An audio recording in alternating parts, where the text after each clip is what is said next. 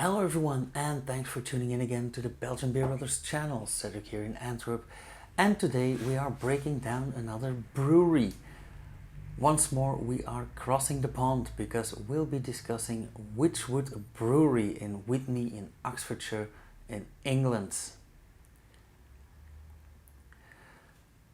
Wychwood, like many modern breweries, has a rather rich history, and it comes forth out of a longer line of breweries. And so in this particular case, the location goes back to 1811, when banker and landowner and all-round rich guy John Clinch purchased a large site at Church Green in Witney in Oxfordshire.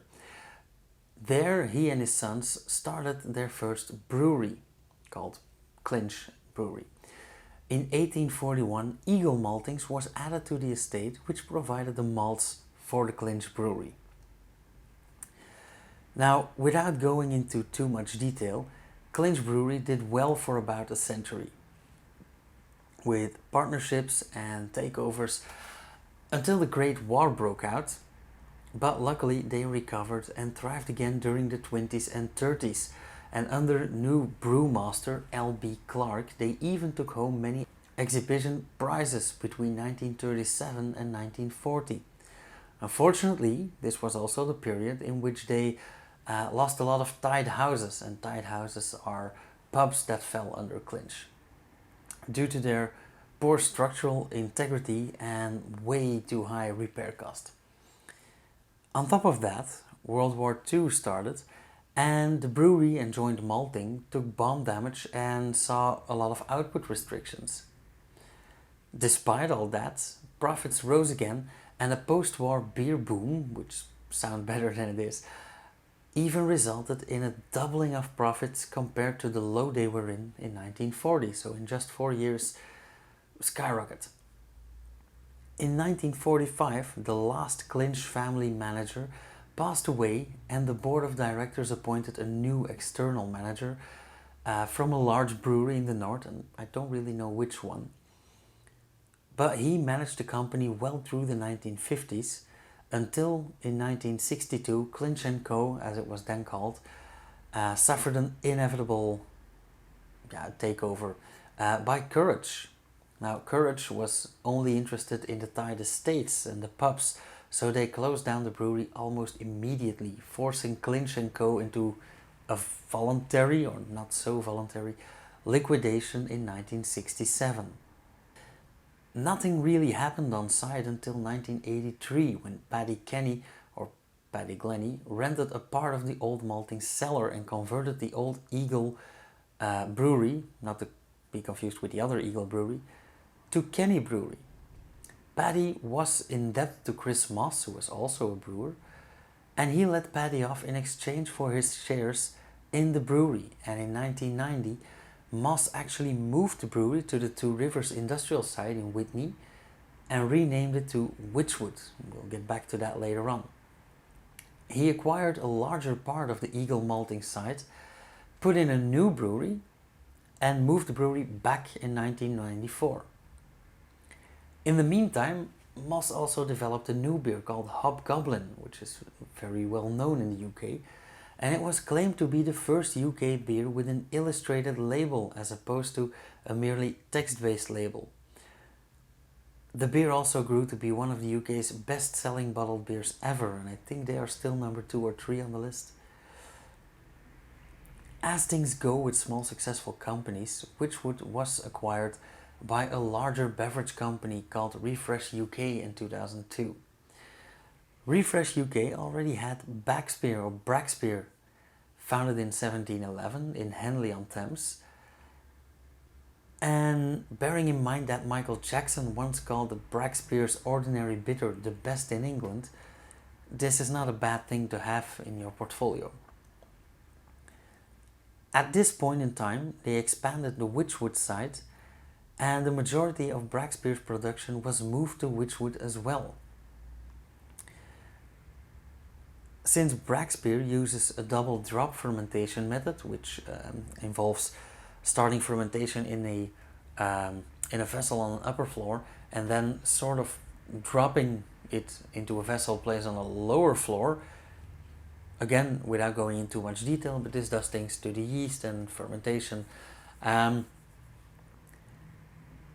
Wychwood has separate fermentation rooms for the Wychwood beers and the Brakspear beers.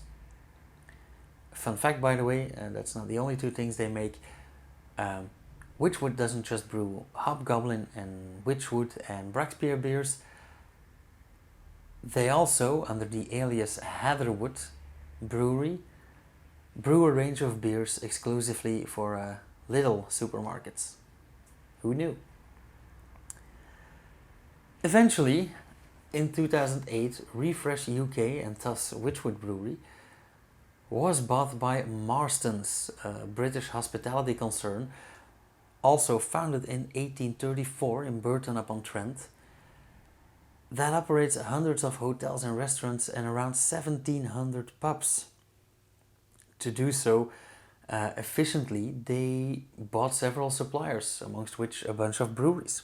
And with a revenue of about £1.2 million, let's say they had a spare penny to do so. In 2020, however, they sold their complete brewing assets to themselves. Or rather, to a newly formed joint venture with Carlsberg UK called CMBC, or Carlsberg Marston's Brewing Company, of which Wychwood is now a part, together with the Park Brewery, the old Marston's Brewery, Jennings, Ringwood, and the Eagle Brewery in Bedford, many of which consist of more older breweries that were acquired and united under different names. Wychwood Brewery in its own currently brews around 90,000 hectoliters per year and distributes about 10 beers and some loose beers, but all with catchy names and awesome designs linked to myths from around Wychwood Forest, after which the brewery was named by Moss in 1990.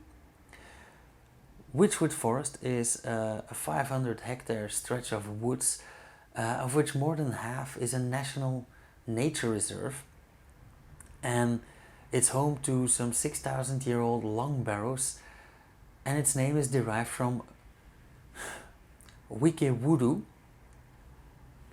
meaning wood of the Wicke, and Wicke being a tribe of Anglo-Saxons inhabiting the area around the 5th, 6th century. Now, Hobgoblin, King Goblin, Dice Man, Gingerbeard, Dryneck, Firecatcher, White Witch are all beers named after myths surrounding this area. And this area is also on the edge of Witney, where the brewery is located. So, full circle. Some anecdotes involve, for example, Hobgoblin being drunk by the Prime Minister and Barack Obama. Just to say that Hobgoblin is a very, very well-known beer distributed in many, many countries, to the extent that many people actually think that it's called Hobgoblin Beers or Hobgoblin Brewery instead of Wychwood Brewery. Well, we've seen that before with like Hoegaarden and Brasserie de Klaas. People thought it was Hoegaarden Brewery, and that happens quite often. But nonetheless, I actually didn't really know this brewery or the concerns surrounding it, and it is kind of a shock that a brewery of this size and of this name was unknown to me. So I'm very glad to have learned something new, and tomorrow we will be tasting one of their beers. So tune in again tomorrow. As usual, if you like this video, hit the thumbs up, let me know. Any questions, remarks, let me know down in the comments. And if you want to see more, subscribe, hit the bell icon, and you'll get notified whenever I upload something, which should be Monday, Wednesday, Friday at 6 p.m. and sometimes in between, like today. Cheers, you guys.